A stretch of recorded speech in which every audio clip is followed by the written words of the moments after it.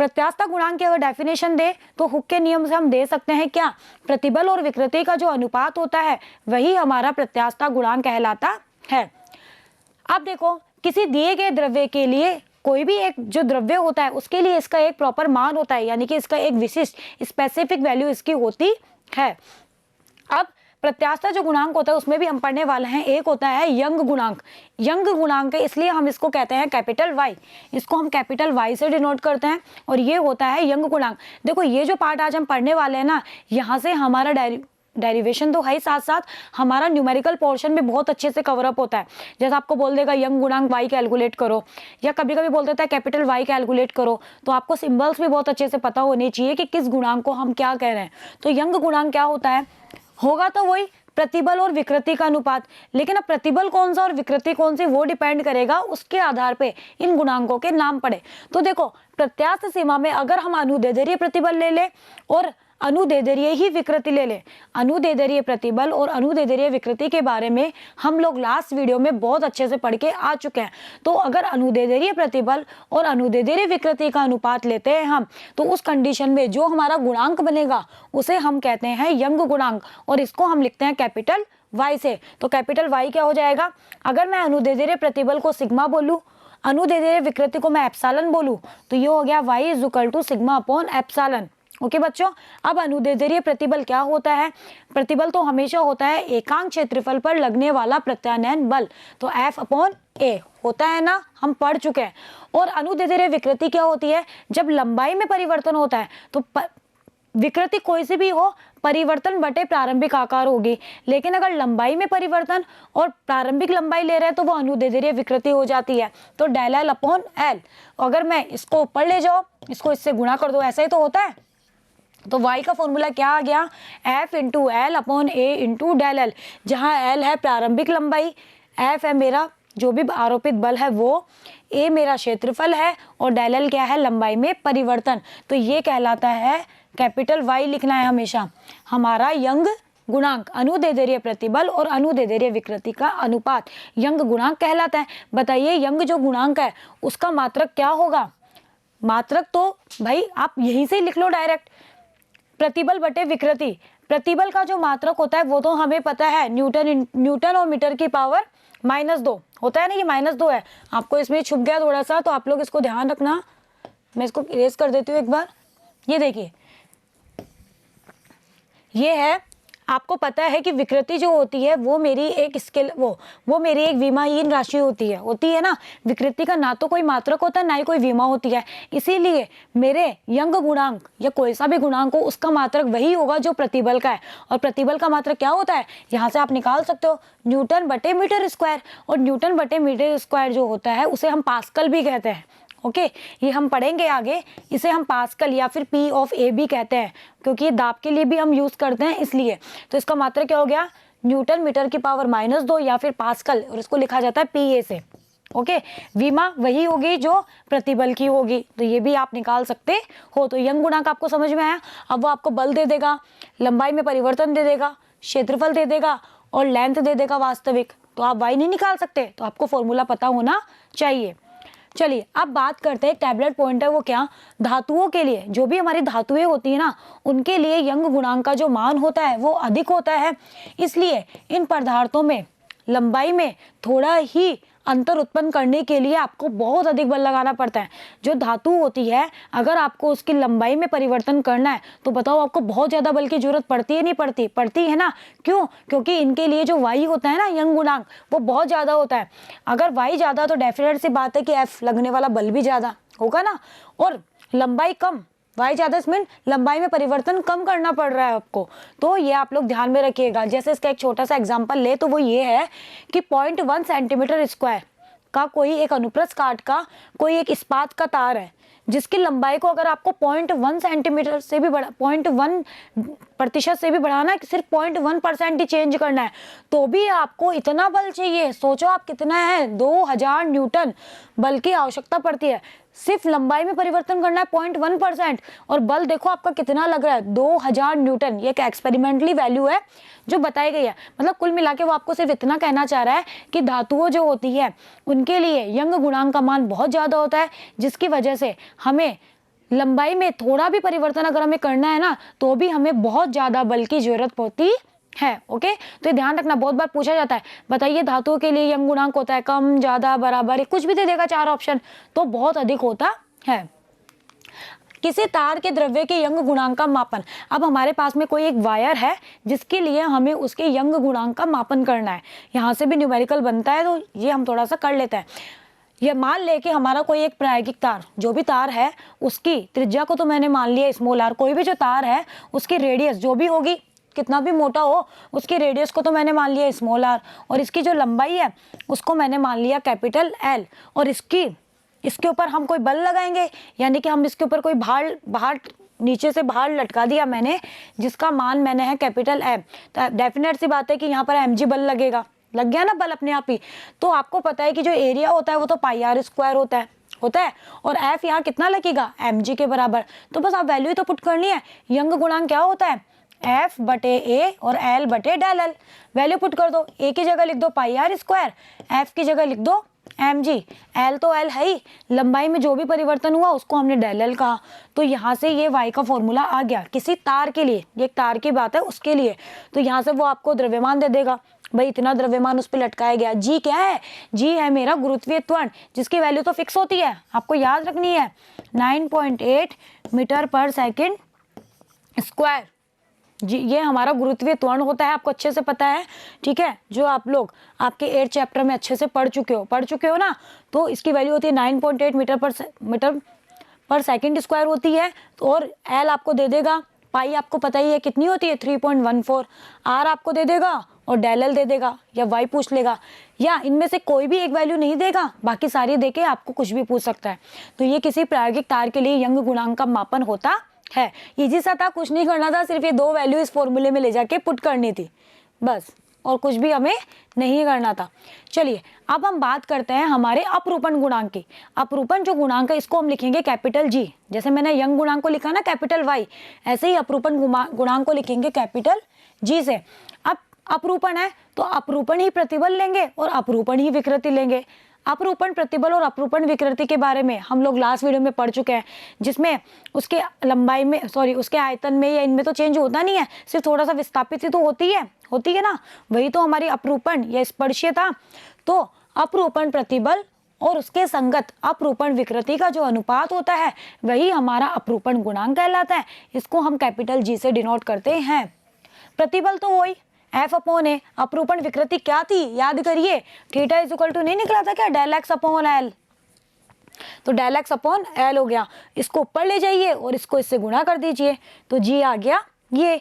अब आपको अच्छे से पता है कि डेल एक्स अपॉन एल तो थीटा के भी बराबर था, अपरूपण जो कोण था उसके भी बराबर था, तो इसकी जगह हम थीटा भी लिख सकते हैं यहाँ पे। तो जी का एक फॉर्मूला और आ गया, एफ अपॉन ए थीटा, और यहाँ से हम सिग्मा एस भी निकाल सकते हैं। सिग्मा एस क्या होगा, जी इंटू थीटा, कितना हो जाएगा, जी इंटू थीटा। तो ये हो गया मेरा मात्रक, तो कोई सा भी गुणांक हो वही रहने वाला है, न्यूटन पर मीटर स्क्वायर या फिर पास्कल, विमा भी वही रहने वाली है। ओके, तो यहाँ से इजी था, इसके 2 फॉर्मूले हैं, एक जब विस्थापन दे दे तो उसकी फॉर्म में, एक जब आपको एंगल दे दे तो उसकी फॉर्म में। चलिए अपरूपण गुणांक जो जी होता है वो यंग गुणांक से कम होता है। देखो ये चीज ध्यान रखना, ये एग्जाम में डायरेक्टली पूछी जाती है, बताइए अपरूपण गुणांक यंग गुणांक से कम होता है, ज्यादा होता है, बराबर होता है, कुछ भी दे दे, तो हमेशा ध्यान रखना इस जी का जो मान होता है वाई से कम ही होता है, वाई से क्या होता है, कम होता है। और अधिकतर द्रव्यों के लिए जी और वाई में ये रिलेशन होता है, g approximate equal to y by 3। तो बताओ वाई ज्यादा ना, क्योंकि ये तो वाई का भी 1/3 पार्ट है जी, तो y का मान ज़्यादा होता है, g का मान कम होता है। और ज़्यादातर द्रव्यों के लिए ये देखा गया कि g जो होता है वो उनके y का 1/3 पार्ट होता है। ओके बच्चों, चलिए अब बात करते हैं हमारे आयतन गुणांक की। आयतन गुणांक को हम लिखेंगे कैपिटल B से। अब के बार आयतन गुणांक है तो हम क्या लेंगे, हमारा आयतनीय विकृति या फिर अभिलंब विकृति, जिसको हमने क्या कहा था, आयतन विकृति लेंगे, और आयतन विकृति के संगत जो प्रतिबल था वो कौन सा था, जलीय प्रतिबल या फिर अभिलंब वाला प्रतिबल, वही तो था। तो जलीय प्रतिबल और आयतन विकृति का जो अनुपात होता है उसे ही आयतन गुणांक कैपिटल बी कहा जाता है। तो आपको बस इनके नामों से पता होना चाहिए कि ये किसका हम किस में डिवाइड कर रहे हैं। ये तो वही एफ अपॉन ए होगा बी। अब अगर हमारा आयतन कम हो रहा है, कम हो रहा है तो नेगेटिव ही तो होगा, इसलिए मैंने डेल लगाया। तो यहाँ पे minus del V upon V, आयतन विकृति इतनी थी, नेगेटिव क्यों लिया? क्योंकि दाब को अगर बढ़ाते हैं, अगर हमारा दाब बढ़ता है तो हमारा आयतन कम होता है, इसलिए हमने यहाँ पे नेगेटिव साइन लिया क्योंकि आयतन कम हो रहा है। तो बी कितना आ गया? माइनस पी, वी को ऊपर ले गए, एफ अपॉन ए को मैंने लिख दिया पी, एफ अपॉन ए को हम पी भी लिख सकते हैं। क्यों? क्योंकि ये जो बल हम यहाँ पे लगा रहे थे जलीय प्रतिबल में वो अभिलंबवत आरोपित था या नहीं था? और अभिलंबवत आरोपित जो बल होता है एकांक क्षेत्रफल पर, वही हमारा दाब भी होता है, इसलिए मैंने इसको दाब के फॉर्म में लिख दिया।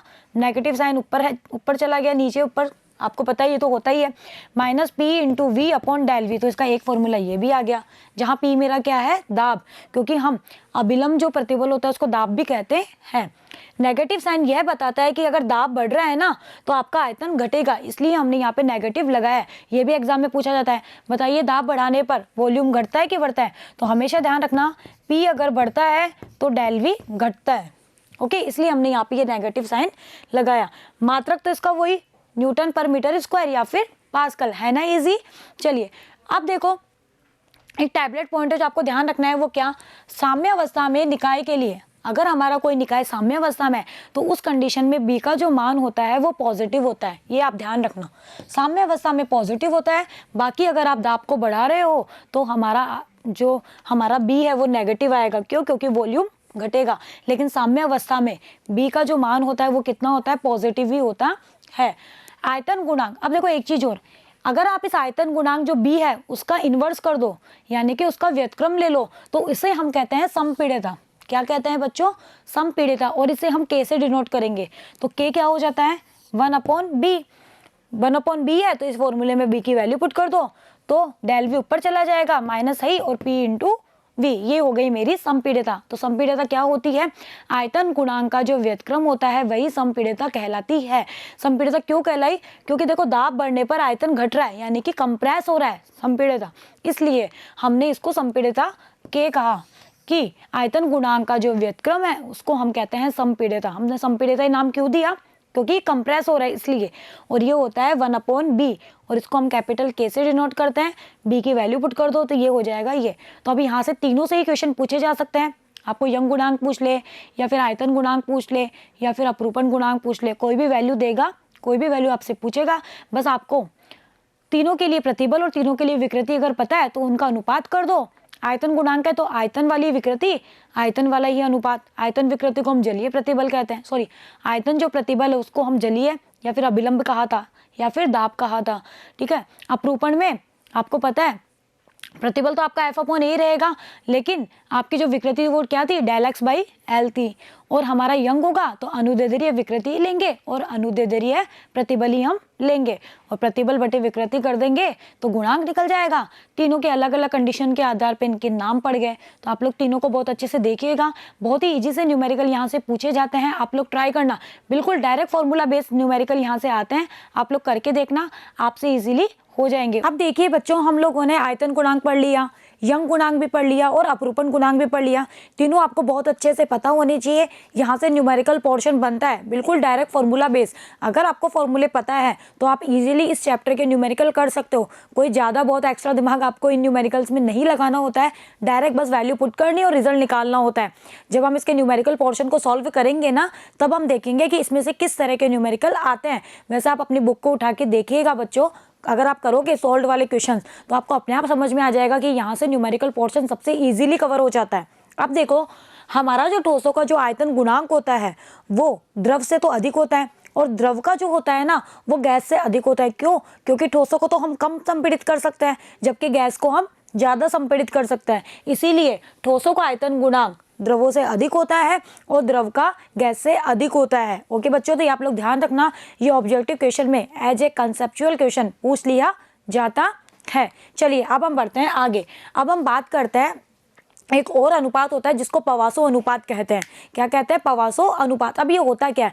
पवासो जो अनुपात होता है वो होता है कि देखो, यंग जो एक्सपेरिमेंट था, यंग गुणांक के बारे में हमने पढ़ा, और यंग गुणांक की सहायता से हमने तार के लिए भी वाई निकाला ना। तो यंग गुणांक प्रयोगों से यह ज्ञात होता है कि तनाव के अंतर्गत कि जो टेंशन होता है, भाई आपको अच्छे से पता है कि तार है तो उसके अंदर एक टेंशन होगा ही होगा, तनाव होगा ही होगा। तो तनाव के कारण किसी तार के अनुप्रस्थ परिच्छेद या उसका व्यास जो होता है ना, उसमें कमी आ जाती है, यानी कि तनाव की वजह से, जो उसके ऊपर एक टेंशन फोर्स कार्य करता है या जो तनाव कार्य करता है, उसकी वजह से उसका जो व्यास होता है तार का, उसमें कमी आ जाती है। ऑब्वियस सी बात है, नेचुरल सी बात है, तनाव के कारण व्यास में कमी आती ही आती है। ये यंग के एक्सपेरिमेंट से हमें पता चला था। ओके, तो प्रयुक्त बल के लंबवत दिशा में होने वाली विकृति, तो जो बल हम ले रहे हैं उसके लंबवत दिशा में जो विकृति उत्पन्न होती है, उसी विकृति को हम कहते हैं हमारी पार्श्विक विकृति। यानी कि बल जिस लंबवत दिशा में जो विकृति उत्पन्न हो रही है बल के कारण, उस विकृति को कहा जाता है पार्श्विक विकृति। तो ध्यान रखिएगा कि पार्श्विक विकृति क्या होती है, बल के लंबवत दिशा में होने वाली विकृति। हम बल के अनुदिश बात नहीं करेंगे, उसके लंबवत दिशा में जो विकृति होती है वह होती है पार्श्विक विकृति। तो सिमोन पवासो के अनुसार, ये एक साइंटिस्ट थे जिन्हीं के नाम के आधार पर इसका नाम पड़ गया पवासो अनुपात। तो सिमोन जो पवासो थे, उनके अनुसार प्रत्यास्थ सीमा में पार्श्विक विकृति और अनुदैर्ध्य विकृति ये एक दूसरे की क्या होती है, समानुपाती होती है।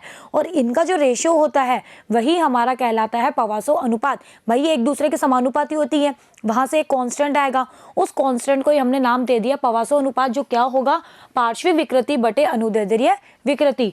तो किसी तनित तार में पार्श्विक विकृति और अनुदैर्ध्य विकृति का जो अनुपात होता है उसे ही पवासो अनुपात कहा जाता है। अनुदैर्ध्य विकृति तो हम लोग पढ़ चुके हैं, लंबाई में परिवर्तन बटे प्रारंभिक लंबाई।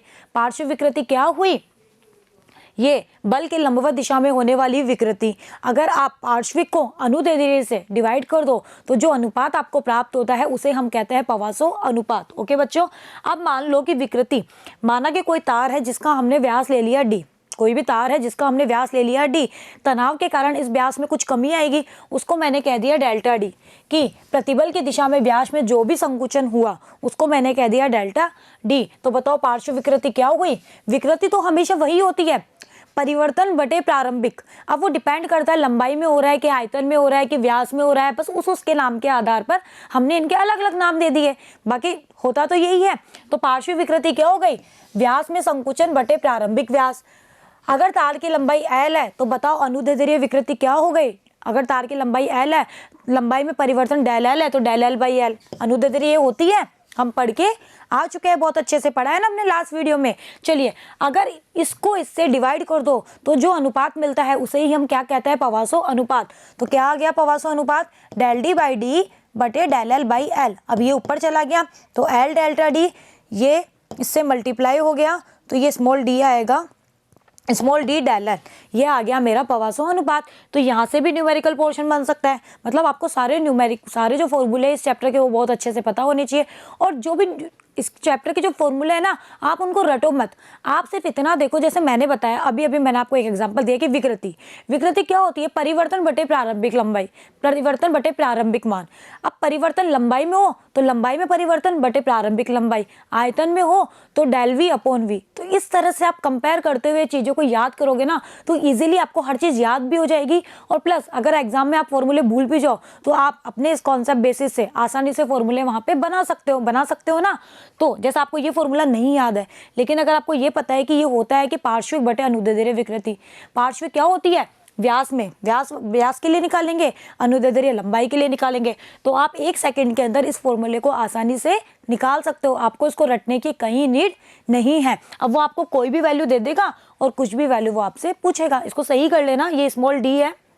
ओके, चलिए अब देखो, हमारा जो पवासो अनुपात होता है वो भी विमाहीन होता है और मात्रकहीन होता है। क्यों? क्योंकि यहाँ से हम कुछ भी निकालेंगे तो ना तो कोई हमें विमा मिलेगी और ना ही हमें कोई मात्रक मिलेगा, नहीं मिलेगा। चलिए, एक चीज़ तो ये, दूसरा ये कि यह जो होता है, यह जो भी पदार्थ हम चूज़ कर रहे हैं ना, उस पदार्थ की प्रकृति के ऊपर डिपेंड करता है। जैसे अगर स्टील की बात करो तो स्टील के लिए इसका मान इस रेंज में होता है, किसी और चीज़ के लिए कुछ और होगा, यानी कि यह पदार्थ की प्रकृति के ऊपर निर्भर करता है। ओके बच्चों, और ये मात्रकहीन और विमाहीन होता है, ये पूछ लिया जाता है एग्जाम में, तो ये भी आपको पता होना चाहिए।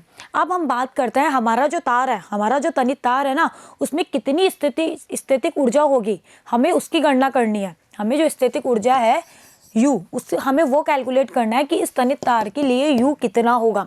अब देखो, इसको करने के 2 तरीके हैं। एक मैं करूंगी और एक आप खुद से करेंगे। मैं सिर्फ आपको हिंट दूंगी, करेंगे आप खुद। आपकी बुक में वो दूसरा तरीका भी दिया हुआ है। देखो तरीके एक ही चीज़ को करने के बहुत सारे हो सकते हैं, लेकिन पहली चीज़ तरीके हमारे सही होने चाहिए। ऐसा नहीं होता है कि हम कुछ भी उठाया कुछ भी लगा दिया, ऐसा नहीं होता है। और दूसरा ये कि फाइनल रिजल्ट सेम होना चाहिए। फाइनल रिजल्ट के साथ हम कोई कॉम्प्रोमाइज़ नहीं कर सकते हैं। आप निकालिए किस भी तरीके से, लेकिन आपका फाइनल रिजल्ट आपका सही निकलना चाहिए। तो दो तरीके हैं, दोनों ही बहुत ईजी है। आपको जो अच्छा लगे आप वो कर सकते हैं। बुक वाला मैं आपको हिंट दूंगी, करेंगे आप खुद। बाकी मैं एक तरीका आपको और बता रही हूँ। अब मुझे प्रत्यास्थ स्थितिक ऊर्जा कैलकुलेट करनी है। देखो जब किसी तार पर तनन अपेक्षित होता है, कोई भी तार है उसके ऊपर जब तनन होता है तो क्या होता है, परमाण्विक जब उसमें तनन होता है, इसका मतलब क्या होता है कि उसके अंदर जो परमाण्विक बल लग रहे हैं ना, उनके विरुद्ध कार्य करना होता है या कार्य किया जाता है। यही तो होता है। हम लोगों ने बात करी थी कि परमाण्विक बल, अंतर परमाण्विक बल, इन सब के बारे में हमने बात करी थी। तो जब किसी तार में तनन होता है, इसका मतलब होता है कि हमें परमाण्विक बलों के विरुद्ध कार्य करना पड़ता है। ओके, यही कार्य जो होता है वो स्थितिज ऊर्जा के रूप में संचित हो जाता है। यही जो किया गया कार्य होता है वही हमारा स्थितिज ऊर्जा यानी कि पोटेंशियल एनर्जी के रूप में संचित हो जाता है। बहुत बार पहले भी हमने पोटेंशियल एनर्जी वगैरह निकाली थी, वहाँ भी हमने यही काम किया था कि किया गया कार्य स्थितिज ऊर्जा के रूप में संचित होता है। और आगे आप जब 12th में जाएंगे ना, तो वहाँ भी आप लोग यही काम करेंगे। ओके, सिर्फ तरीके बदल जाएंगे, नाम बदल जाएंगे, लेकिन एक जो प्रोसेस होता है ना वो करने का यही रहता है। अब देखो हमने मान लिया कि कोई तार है जिसकी मूल लंबाई L है, उसका अनुप्रस्थ काट का जो भी क्षेत्रफल है वो कैपिटल A है। तार की लंबाई के परितः किसी विकृतकारी बल, हमने लंबाई के परितः जिसकी जो लंबाई है उसके परितः हमने कोई एक विकृतकारी बल F लगाया, तो मान लीजिए लंबाई में वृद्धि स्मॉल l हो गई। ये स्मॉल l मान ली, लंबाई में वृद्धि को मैंने क्या मान लिया, स्मॉल l मान लिया। या आप डेल एल भी मान सकते हो, ऐसा कुछ नहीं है। मैंने डेल एल को ही स्मॉल l कह दिया क्योंकि मैंने कैपिटल L मेरी मूल लंबाई मान ली। ओके, अगर आप मूल लंबाई को कैपिटल L लेके चल रहे हो, स्मॉल l लेके चल रहे हो, तो लंबाई में परिवर्तन को डेल एल करिए। मैं पहले भी आपको ये चीज़ बता चुकी हूँ। सिंबल्स आप अपने अकॉर्डिंग ले सकते हो, कोई प्रॉब्लम नहीं है, लेकिन आपको वहाँ पर डिनोट करके लिखना होता है कि हमने इस चीज़ को ये माना है।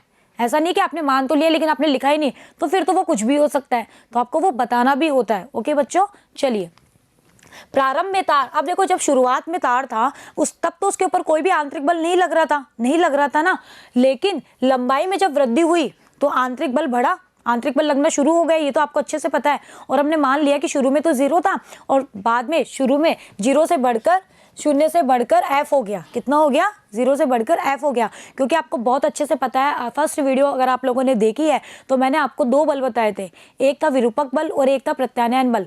विरूपक बल होता है डिफॉर्मिंग फोर्स और प्रत्यानयन बल होता है रीस्टोरिंग फोर्स। विरूपक बल वो होता है जब हम विकृति उत्पन्न करने के लिए जो बल लगाता है, वह बाह्य बल जिससे हमारा जो भी ठोस होता है उसमें विकृति उत्पन्न हो जाती है या वो विकृत हो जाता है। ठीक है, वो तो होता है हमारा विरूपक बल। और मैंने बताया था एक होता है प्रत्यानयन बल।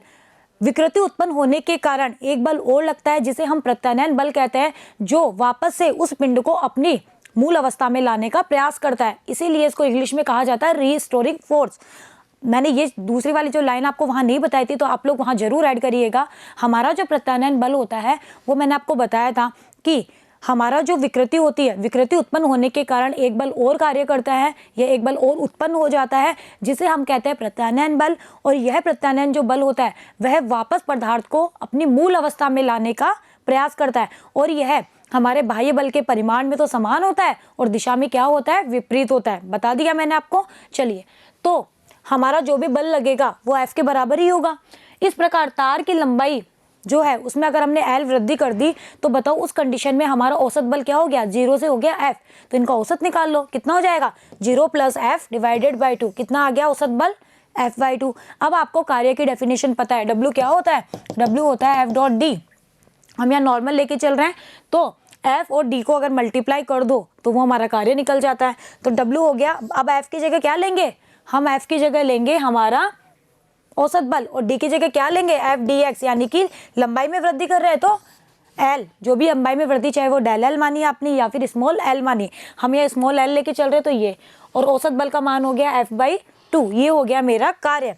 और यही जो कार्य होता है वो स्थितिज ऊर्जा के रूप में संचित होगा, तो यही U के बराबर होगा ना।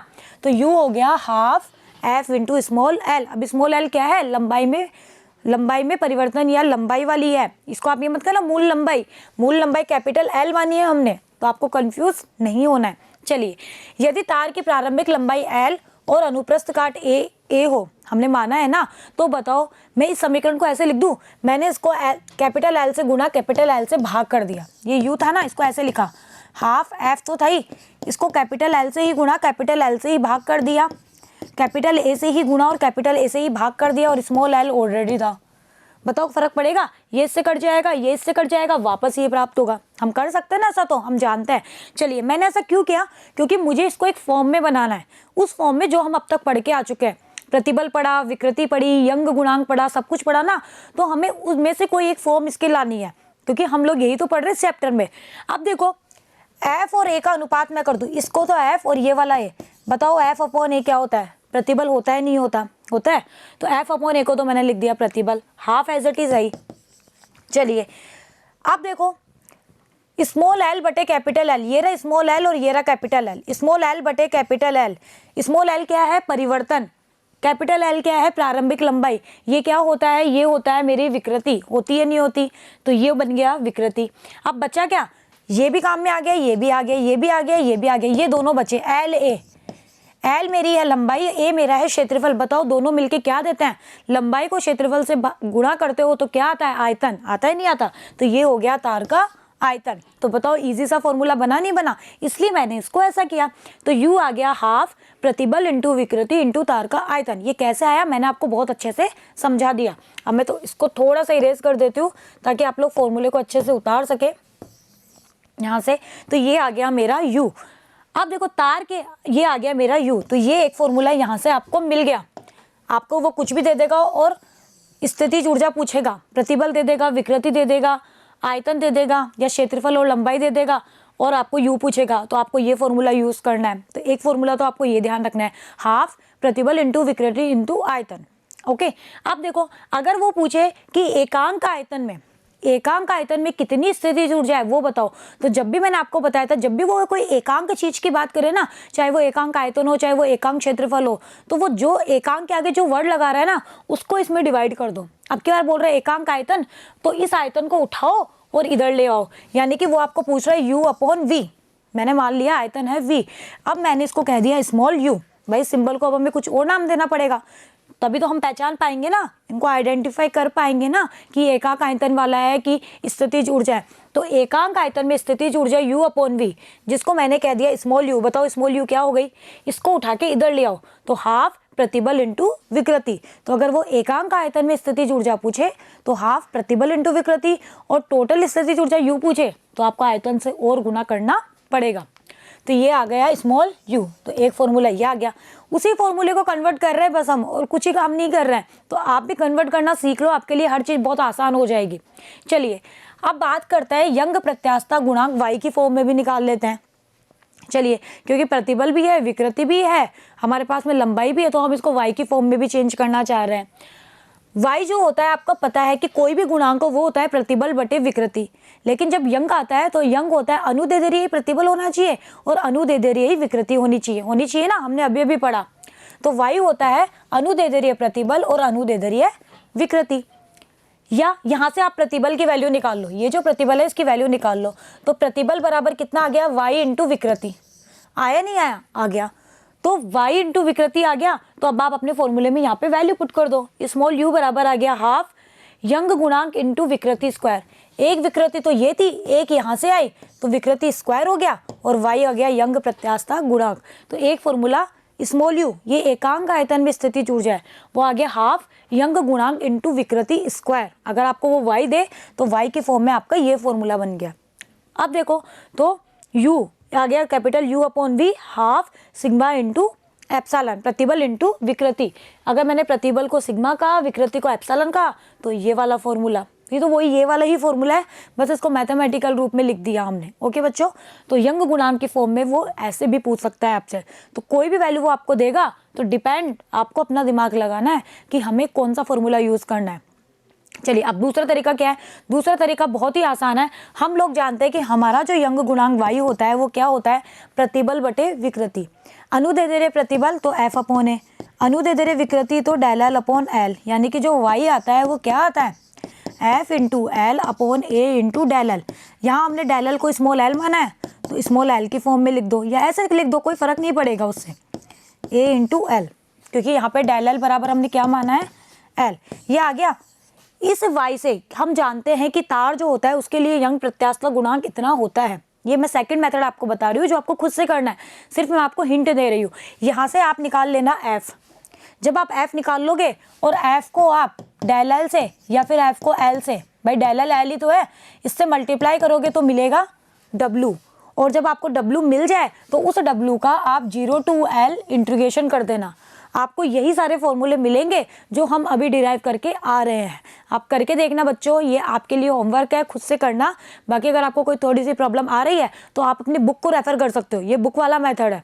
ओके, बाकी मैंने आपको बता दिया, कुछ भी नहीं करना, यंग वाले फॉर्मूले से एफ निकालना है, एफ को डेल एल को हमने एल माना, उससे मल्टीप्लाई करके डब्ल्यू निकालना है, यही डब्ल्यू हमारा यू होगा। तो आप इसको 0 से लेके एल तक इंटीग्रेट कर देना कि हमारी लंबाई में वृद्धि पहले कुछ नहीं थी, वो 0 से लेके एल हो गई या डेल एल हो गई। आप लोग डेल एल लेके चल रहे हो तो डेल एल कर देना, कंफ्यूज नहीं होना है, वो आपकी इच्छा है कि आप कौन सा सिंबल यूज़ करते हो, जो आपको अच्छा लगे आप वही यूज़ कर सकते हो। निकलेंगे यही सारे फॉर्मूले, आप लोग करके जरूर देखना इसको। चलिए, तो ये हो गया हमारा क्या, हम लोगों ने हमारा जो तार था उसकी हम लोगों ने स्थितिज ऊर्जा भी कैलकुलेट कर ली ना। चलिए, तो देखो बच्चों, अब देखो हमारा जो पूरा मैथमेटिकल जो पार्ट था ना वो हमारा इस चैप्टर का अब कंप्लीट हो चुका है। बहुत ही छोटा सा चैप्टर है, ज़्यादा लेंथी ये है नहीं। 3 प्रतिबल पढ़े, 3 विकृति पढ़ी, 3 गुणांक पढ़े, प्रत्यास्थ गुणांक पढ़े बस, और एक स्थितिज ऊर्जा। छोटे छोटे से डेरिवेशन है, न्यूमेरिकल्स भी बहुत ईजिली हो जाता है। अब हम इसका हमारी दैनिक लाइफ में क्या यूज़ होता है कि भाई जो चैप्टर हमने पढ़ा उसका डेली लाइफ में क्या यूज़ होता है, अब हम वो डिस्कस करने वाले हैं कि आप जैसे जैसे आगे की क्लासेस में जाएंगे आपको इस चैप्टर के और यूजेस आगे समझ में आएंगे। चलिए, अब देखो द्रव्यों के प्रत्यास्थ व्यवहार के अनुप्रयोग, मतलब ये एक बेसिक नॉलेज है जो आपको पता होनी चाहिए।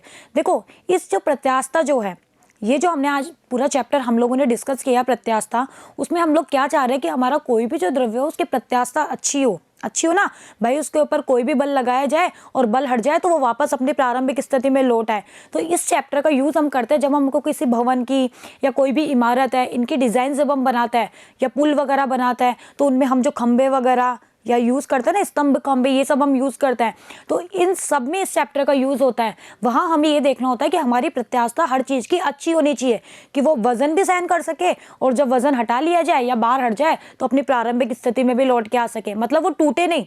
हम मजबूती तो देखना चाह रहे हैं तो मजबूती हमें यहीं से तो नज़र आ रही है। तो जैसे देखो, आप लोगों ने बहुत बार देखा होगा कि जब पुल वगैरह बनाए जाते हैं तो आपकी कोई भी या लोहे की कोई भी गडर वगैरह होती है तो उनकी जो शेप होती है वो आई आकार की होती है, या पुल वगैरह बनाए जाते हैं तो उनमें आई आकार की पट्टियाँ यूज़ करी जाती है ना। ऐसा ही क्यों, हमने आई आकार की पट्टियों को यूज़ क्यों किया? ऐसे हम ऐसे आयताकार भी कर सकते थे ना, आखिर हमने आई को ही यूज़ किया। देखो, उसके पीछे एक रीज़न होता है। अगर हम लोग बंकन कोण निकालें, बंकन कोण का मतलब होता है कि जितना ज़्यादा बंकन कोण होगा उसके टूटने की संभावना उतनी ही अधिक होती है। इसका मैथमेटिकल डेरिवेशन तो हम यहाँ करेंगे नहीं, इसका जो डायरेक्ट फॉर्मूला होता है बंकन का वो ये होता है कि झुकाव या जो बंकन होता है वो WL3/4BD3y होता है, जहाँ वही y जो होता है वो यंग प्रत्यास्थ गुणांक होता है, b चौड़ाई होती है, इस तरह से ये सारी चीज़ें होती है, ये सब आपको पता है। यहाँ से अगर आप इस फॉर्मूले को देखो, मतलब कुल मिला के हमारा टारगेट ये होता है कि हमारा जो बंकन है या हमारा जो भी झुकाव है वो कम हो, क्योंकि जितना कम झुकाव होगा हमारा चीज़ उतनी ही मजबूत होगी। तो अगर मैं यहाँ से देखूँ तो ये जो डेल है वो क्या हो रहा है, इस डीप क्यूब के इन्वर्सली प्रोपोर्शनल है। और दूसरी चीज़ यहाँ से ये भी दिख रही है कि जो डेल है वो इन्वर्सली प्रोपोर्शनल टू है बी। दोनों चीज़ें दिखाई दे रही है, बी हमारी चौड़ाई है या नहीं है? अब देखो, डेल प्रोपोर्शनल टू 1/d³ और डेल प्रोपोर्शनल टू 1/b। अब जहाँ W है आपका भार, L है लंबाई, B है चौड़ाई, D है मेरी गहराई और Y है मेरा यंग गुणांक। इसको सही कर लेना, ये यंग गुणांक है। ये सब चीज़ें हैं, यानी कि हमारा बंकन कोण को अगर मुझे कम करना है तो या तो मैं चौड़ाई को बढ़ा दूँ तब भी मेरा बंकन कोण कम हो जाएगा, या फिर मैं गहराई को बढ़ा दूँ। दोनों ही कंडीशन में मेरा बंकन कोण कम हो रहा है।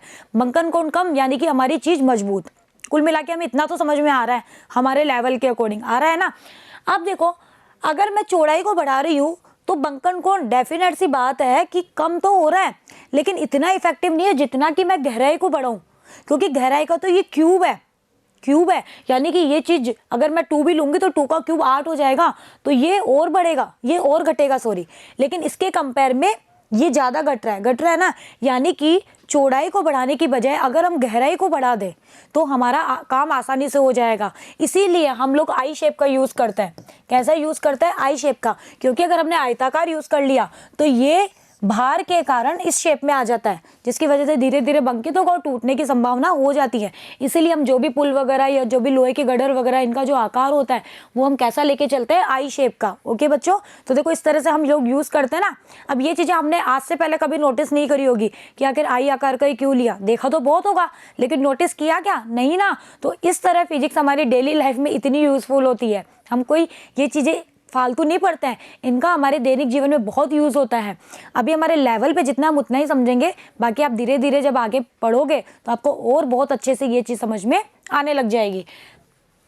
तो सूत्र से स्पष्ट है कि गहराई की तृतीय घात के व्युत्क्रमानुपाती है कि बंकन जो है वो 1/d³ है। अतः रेल की पटरियां ले लो या गडर ले लो, इन सबका जो आकार होता है वो हमारा कैसा होता है? आई शेप का होता है। चलिए दूसरा क्या यूज है? किसी धातु की छड़ की अपेक्षा, अगर आप कोई एक धातु की छड़ लो तो उस धातु की छड़ की अपेक्षा समान लंबाई का खोखला जो पाइप होता है ना वो ज्यादा मजबूत होता है। अब आप लोग ऐसा सोच लोगे, ऐसा तो हो ही नहीं सकता भाई, एक तो कोई ठोस चीज ले रहा है और एक कोई खोखली चीज ले रहा है। आगे ठोस तो मजबूत नहीं है, खोखली मजबूत है। देखो अगर आप लोग लॉजिकली सोचोगे ना तो आप लोगों को लगेगा कि ये जो लिखा है वो बिल्कुल गलत है, लेकिन जब आप फिजिक्स के नजरिए से इसको देखोगे ना तो आपको डेफिनेट से समझ में आ जाएगा कि ये जो लिखा हुआ वो एकदम सही है। कि धातु, कोई भी एक धातु की जो ठोस छड़ होती है उसकी बजाय उतने ही लंबाई का एक खोखला पाइप जो होता है वो ज्यादा मजबूत होता है। और यही रीजन है कि साइकिल में हम लोग ठोस धातु की छड़ को यूज नहीं करते, साइकिल की बनावट में खोखले पाइपों को यूज किया जाता है, क्योंकि वो ज्यादा मजबूत होता है। ऐसा क्यों? क्योंकि अगर हम इनके लिए बात करें तो इनके लिए भी जो बंकन होता है वो उसका फॉर्मूला ये आता है WL3/12y πr4। R है रेडियस, L वही लंबाई, W भार, y मेरा यंग गुणांक। ये y कैपिटल होता है, आप इसको हमेशा कैपिटल करना, ये होता है इनके लिए। अब देखो यहाँ से आपको क्या नजर आ रहा है कि आपका जो डेल है वो इन्वर्सली प्रोपोर्शनल टू 1/r⁴ है। 4 है ना। देखो लंबाई को तो आप एक लिमिट से ज्यादा नहीं बढ़ा सकते हो, ज्यादा बहुत लंबी लंबी चीजें तो हम नहीं बना सकते हैं, इसलिए हम लंबाई वाले फैक्टर को इतना यहाँ पे काम में नहीं ले रहे हैं। अब देखो r⁴ यानी कि त्रिज्या का मान जितना ज्यादा होगा बंकन उतना ही कम। बंकन कम यानी कि हमारी चीज मजबूत, यही तो हुआ। अब आप मुझे एक चीज बताओ कि खोखले पाइप की त्रिज्या ज्यादा होती है कि ठोस पाइप की? अगर आप देखोगे ना तो खोखले पाइप की त्रिज्या ज्यादा होती है कंपेयर टू किसके? ठोस की। खोखले पाइप की त्रिज्या समान लंबाई और समान, लेकिन कंडीशन ये है लंबाई और द्रव्यमान समान होना चाहिए दोनों का, तब की बात है ये। ऐसा नहीं कि लंबाई द्रव्यमान समान नहीं है, तब की बात नहीं कर रहे हम। समान लंबाई और समान द्रव्यमान का एक ठोस खोखला पाइप ले लो या फिर एक खोखला पाइप ले लो या फिर एक ठोस पाइप ले लो, दोनों में त्रिज्या को अगर आप देखोगे तो खोखले पाइप की ज्यादा होती है और ठोस जो छड़ होती है उसकी कम होती है इसके कंपेयर में। तो बताओ अगर त्रिज्या ज्यादा तो बंकन कम, बंकन कम तो मजबूती ज्यादा, हुई नहीं हुई? तो बताओ ज्यादा मजबूत कौन सा हुआ? लॉजिकली सोचोगे तो ठोस नजर आएगा, और फिजिक्स को ध्यान में रखते हुए सोचोगे तो कौन सा नजर आएगा? हमारा खोखला पाइप। और यही रीजन है कि हम लोग साइकिल का जो फ्रेम बनाते हैं वो खोखले पाइप से बनाते हैं, क्योंकि उसमें मजबूती ज्यादा होती है, वहां हम ठोस छड़ का यूज नहीं करते हैं। तो देखो इस तरह से इन सब चीजों को ध्यान में रखकर ये चीजें बनाई जाती है कि ज्यादा मजबूत हो, टूटे नहीं, बंकन नहीं हो, क्योंकि भार वगैरह ये सब चीजों को भी तो हमें देखना होता है ना, क्योंकि भार भी कितना लगा सकती है कितना नहीं। तो इस तरह से हम लोग हमारे इस चैप्टर को हमारी जो डेली लाइफ है उसमें हम लोग इसका यूज करते हैं, और इन्हीं सब प्रत्यास्थता वगैरह को, बंकन को, इन सब चीजों को ध्यान में रख करके ही ये चीजें बनाई जाती है। ओके बच्चों, तो इसी के साथ ही हमारा जो ये चैप्टर है 9 चैप्टर वो कंप्लीट हो जाता है। अब हम करेंगे इसका न्यूमेरिकल पोर्शन। मुझे उम्मीद है कि आप लोग मेरे साथ साथ न्यूमेरिकल कर रहे होंगे, और अगर नहीं कर रहे हो तो अब से करने लग जाओ। अब आपका सिलेबस बहुत जल्दी कंप्लीट होने वाला है, तो आप लोग न्यूमेरिकल पोर्शन को मेरे साथ साथ ही कवर करते हुए चलिए, और थ्योरेटिकल जो पार्ट होता है, डेरिवेशन जो पार्ट होता है, उसको आप लोग एक बार हैंड ओवर जरूर करिए। डेरिवेशन को कभी भी इजी मत लीजिए, डायग्राम्स वगैरह जो होते हैं उनको भी आप लोग बहुत अच्छे से देखिए। चैप्टर को बुक से जरूर पढ़िए, आप लोग बुक से पढ़ना, और भी इसके बहुत सारे यूजेस आपकी बुक्स में दिए हुए हैं, आप लोग पढ़ना, आपको अब आसानी से वो समझ में आ जाएंगे। ओके बच्चों, तो बने रहिएगा मेरे साथ, मिलते हैं नेक्स्ट वीडियो में। Thank you.